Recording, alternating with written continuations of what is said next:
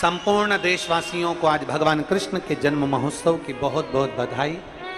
हमारे ठाकुर जी श्री कल्लू जी महाराज का स्नान होता है आज के दिन शाम को 7:30 बजे फेसबुक यूट्यूब पर लाइव आप कल्लू जी के स्नान का दर्शन फेसबुक यूट्यूब पर ठाकुर जी का, तो आप उस पर ठाकुर जी का कल्लू जी महाराज का शाही स्नान का श्रृंगार का दर्शन करें।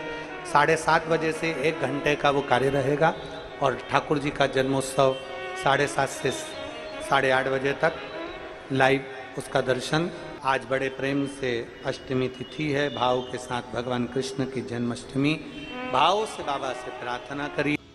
एक पात्र में जल और दूध ले लीजिए। तो कहोगे गुरुजी ये कथा कहाँ से निकाल के लाए हो? तो विष्णु पुराण में से आप उसको स्मरण कर सकते। काय में से? विष्णु पुराण में से। एक पात्र में देसी गाय का दूध जल उसमें रखकर, और आपके यहाँ अगर लड्डू गोपाल हो, यदि आपके घर में ठाकुर जी हो, लड्डू गोपाल हो, विष्णु जी का कोई स्वरूप हो, श्री हरि का कोई स्वरूप हो, तो उस पर शुक्रवार के दिन आप संध्या के समय पर दुर्वा डालकर उस दुर्वा से अगर लक्ष्मी जी के नामों का 108 बार उच्चारण कर कर घी का दिया लगाकर कैसर के चावल साथ में रखकर केवल उस जल का और दूध का मात्र छींटा देते हो तो उसके घर में कभी लक्ष्मी की कमी नहीं आ सकती, संपदा बढ़ती चली जाती है।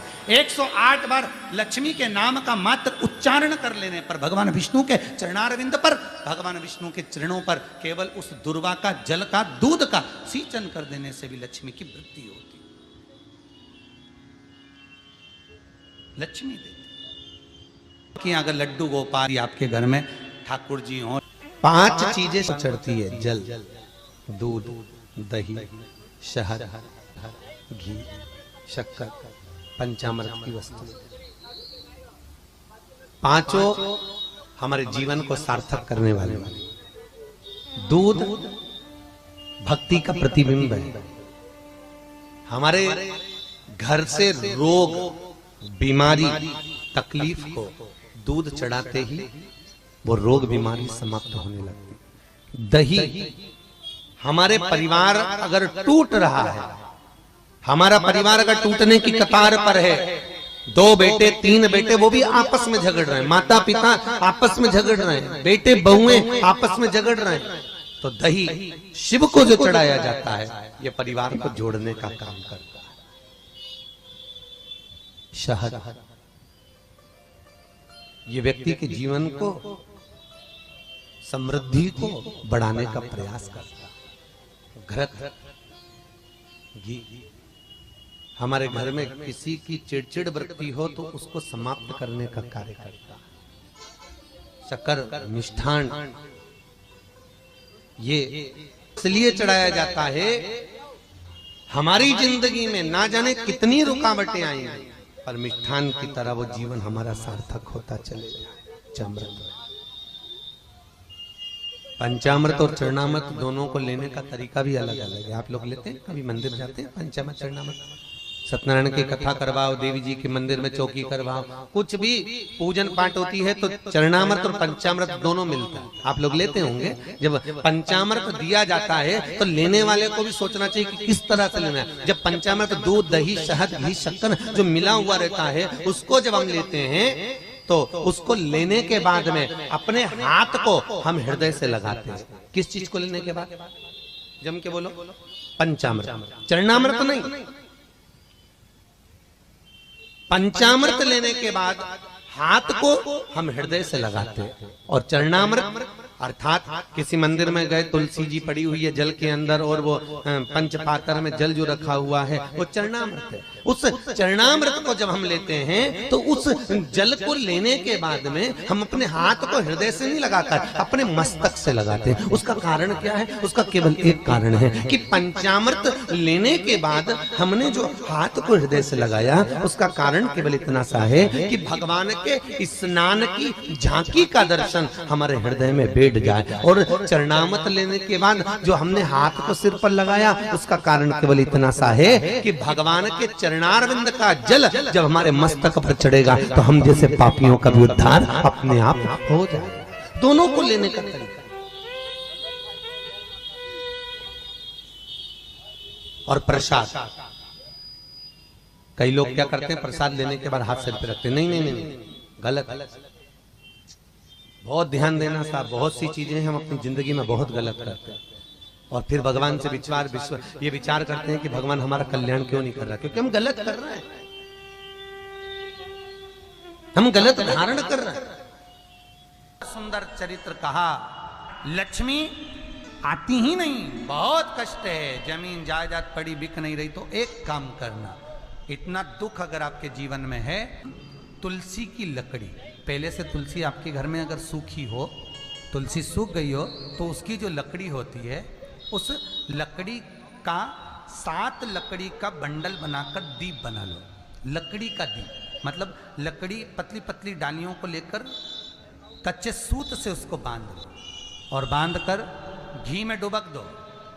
भगवान के मंदिर में, शिव मंदिर में नहीं, भगवान किसी भी देवता के मंदिर में, विष्णु के मंदिर में, नारायण के मंदिर में, कृष्ण मंदिर में, राम मंदिर में, किसी भी मंदिर में मंदिर ना हो तो अपने घर के मंदिर में शाम के समय पर उस तुलसी की लकड़ी का दीप, दिया भरकर उसमें घी डालकर जो दीप प्रकट कर देता है, जला देता है, दीप को प्रज्वलित कर देता है, उसके घर में कभी संपदा की कमी नहीं होती महाराज। विष्णु पुराण में स्पष्ट लिखा है। इसलिए शायद कहा जाता है कि भगवान को सर्वश्रेष्ठ कौन सा चंदन अच्छा लगता है। आपको पहले भी कथा में कहा, आगरा की कथा अगर किसी ने सुनी होगी तो उसमें वर्णन किया, भगवान को सर्वश्रेष्ठ चंदन कौन सा, भगवान को सर्वश्रेष्ठ चंदन कौन सा प्रिय है, वो कौन सा चंदन है जो भगवान विष्णु को लगाएं, राम को लगाएं, कृष्ण को लगाएं, वो कौन सा चंदन है जो श्री हरि को लगाया जाए। तो जीते जी भगवान विष्णु एक बार गले लगाते हैं, उसको कहते हैं हरि चंदन। कौन सा चंदन है? हरि चंदन। हरि चंदन बाजार में नहीं मिलेगा, हरि चंदन आपको बनाना पड़ेगा। कैसे बनाना है? तुलसी जब सूख जाए उसकी जड़ को निकाल लिया जाए, वो जड़ को पानी में धो लिया जाए, धोने के बाद उसको सिलवट्टे पर, पत्थर पर घिसा जाए और घिसकर उसमें थोड़ा सा कुंकू रोली डालकर तैयार कर कर जो भगवान विष्णु के मस्तक पर, कृष्ण राम के मस्तक पर लगा देते हैं और उसकी एक बिंदी अपने हृदय पे लगा लेते हैं। जीते जी भगवान एक बार उसको गले लगाते ही हैं। हरि चंदन प्रियता। भगवान विष्णु ने जाते हुए शिव बाबा को देखा।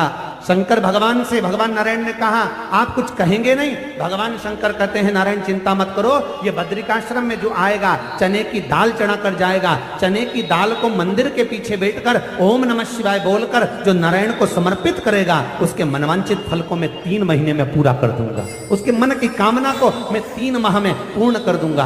आज भी नियम है, चने की दाल को लेकर जाते हैं बद्रिकाश्रम के मंदिर के पीछे बैठकर चने की दाल को लेकर ओम नमः शिवाय का जाप करते हैं। 7 बार ओम नमः शिवाय बोलकर चने की दाल वापस घूमकर भगवान विष्णु को समर्पित करी जाती है तो 3 महीने में मनोकामना पूरी हो जाती है। उस चने की दाल का इतना प्रमाण है। अष्टमी पड़ेगी, जन्माष्टमी, और भगवान कृष्ण का महोत्सव लोग मनाएंगे, जन्माष्टमी भी मनाएंगे, आप और हम भी मनाएंगे, खूब जन्मोत्सव भी हो पड़ेगी। पर क्या श्रीमद् भागवत कथा कहती है क्या भगवान कृष्ण का जन्म केवल जन्मोत्सव एक ही दिन मनाना चाहिए? श्रीमद् भागवत कथा में वेद व्यास जी वर्णन करते हैं, सुखदेव जी महाराज राजा परीक्षित से कहते हैं कि भगवान कृष्ण का जन्मोत्सव तो अपने दिल में रोज मनना चाहिए कि आज मेरा कृष्ण मेरे हृदय में प्रकट हुआ है, आज मेरा कृष्ण मेरे हृदय में प्रकट हुआ है, आज मेरा कृष्ण मेरे नगर में प्रकट हुआ है, आज मेरा कृष्ण मेरी रोमावली में प्रकट हुआ है, आज मेरा कृष्ण मेरी चित्तवृत्ति में प्रकट हुआ है, आज मेरा कृष्ण मेरे नैनों में प्रकट हुआ है, आज मेरा कृष्ण मेरी श्रवण शक्ति में प्रकट हुआ है, आज मेरा कृष्ण मेरी श्वासों में प्रकट हुआ है, आज मेरा कृष्ण मेरे हृदय में, मेरे चित्त में, मेरी वृत्ति में प्रकट हुआ। केवल साल में एक दिन भगवान कृष्ण का जन्मोत्सव नहीं, रोज प्रतिदिन अपने भीतर भगवान के प्रागट्य का जन्मोत्सव होना चाहिए। प्रसन्नता अगर सीखना है तो मेरे भगवान कृष्ण से सीखो, जिनकी सग्गी बुआ का लड़का 99 गाली दे देता है। सीखना है तो भगवान कृष्ण से सीखो, जिनकी सग्गी बुआ का लड़का 99 गाली दे रहा है और भगवान कृष्ण के चेहरे पर सल नहीं है और वो मुस्कुरा रहा है।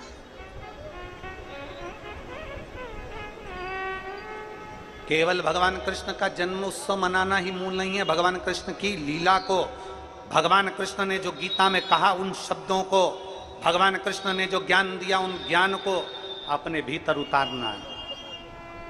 99 गाली भगवान कृष्ण के बुआ के लड़के ने दे दी और भगवान कृष्ण के चेहरे पर सल नहीं था, मुस्कुरा रहे थे और 100 गाली पूरी हुई और उस बुआ के लड़के का सिर कट जाता है।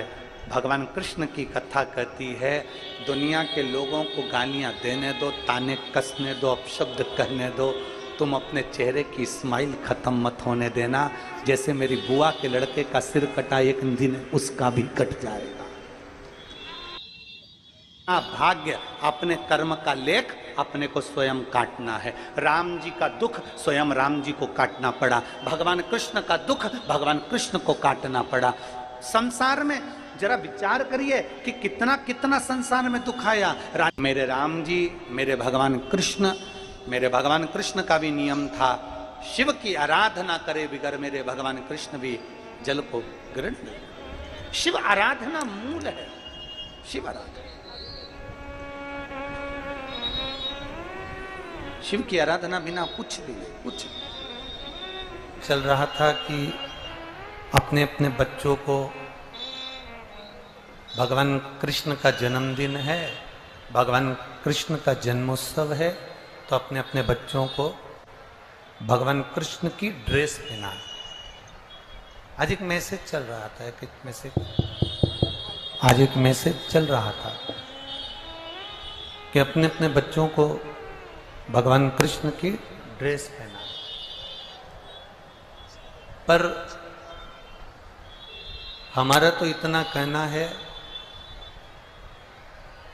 कि अपने बच्चों को भगवान कृष्ण की ड्रेस पहनाए ना पहनाए, पर इतना जरूर करें, अपने घर के बच्चों को भगवान कृष्ण जैसा एक संस्कार जरूर दें।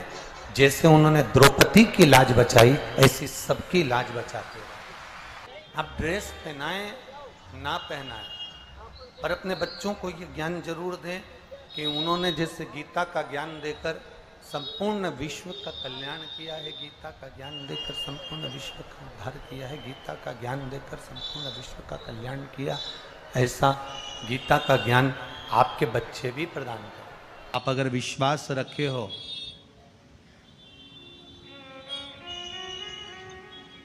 सफेद आंकड़े की जड़, जिस नारी का संतान नहीं हो, गर्भ नहीं ठहरा हो, सफेद आंकड़े की जड़, जिस देव अधिदेव महादेव की कथा जिस तुम्बरुका जी ने श्रवण कराई है, शंकर भगवान जिनके सामने बैठकर शिव पुराण की कथा सुन रहे हैं, उन तुम्बरुका जी का नाम लेकर शिवलिंग पे से 21 बार घुमाकर मंदिर में ही कमर पर 7वें दिन रजस्वला धर्म के जो बांध लेता है और एक पीपल का पत्ता अवधूतेश्वर महादेव का नाम लेकर शंकर पर चढ़ाकर उसको गाय के दूध में उकाल कर रात्रि को दोनों पति पत्नी अगर पीकर सोते हैं, 3 महीने में भगवान भोलेनाथ उसकी गोद भर देते हैं। ये शिव, वो एक व्रत होता है ना, माताएं करती है संतोषी माता का, उसमें क्या नहीं खाते हैं, जम के बोलो, खटाई नहीं खाते। अच्छा ईमानदारी से बोलो, तुम 16 सोमवार शुक्रवार करे तुमने संतोषी माता के, तुमने 10 शुक्रवार करे संतोषी माता के, और संतोषी माता ने तुम्हारी नहीं सुनी तो तुम जगत में कहोगी बताओ माता जी के हमने तो व्रत करे और माता जी ने हमारी नहीं सुनी। पर तुमने व्रत करे तो करे कैसे? तुमने धारण तो करा कि शुक्रवार को खट्टा नहीं खाना है, पर संतोषी माता के व्रत को तुमने अच्छे से धारण नहीं करा। तुमने उसमें पढ़ा कि खट्टा मत खाओ, पर संतोषी माता के व्रत को अगर अच्छे से धारण करोगी, गणेश जी की बेटी है संतोषी, और संतोषी के व्रत को अगर तुम अच्छे से धारण करोगी तो सबसे पहला प्रसंग आता है कि खट्टा मत खाओ, और साथ में यह भी याद रखो कि खट्टा मत बोलो। अब मालूम पड़े शुक्रवार का व्रत रख लिया, खट्टा नहीं खाऊंगी, खट्टा नहीं खाऊंगी, और सबसे झगड़ा करती फिर रही, जरा जरा सी बात में लड़ रही, जरा जरा सी बात में खट्टा बोल रही, तो व्रत लगेगा? अरे बोलो तो जी जियो, अरे बोलो अच्छे से, लगेगा? व्रत का फल मिलेगा? नहीं। और जगत में कह रही मैंने तो व्रत भी करे पर फायदा नहीं हो रहा, मैंने तो व्रत भी करे कोई लाभ नहीं हो रहा, तो भगवान भी बोले लाभ कहां से होगा? खट्टा खाया नहीं पर खट्टा बोला तो, और खट्टा अगर बोल दिया तो लाभ क्या? उसका पाप भाव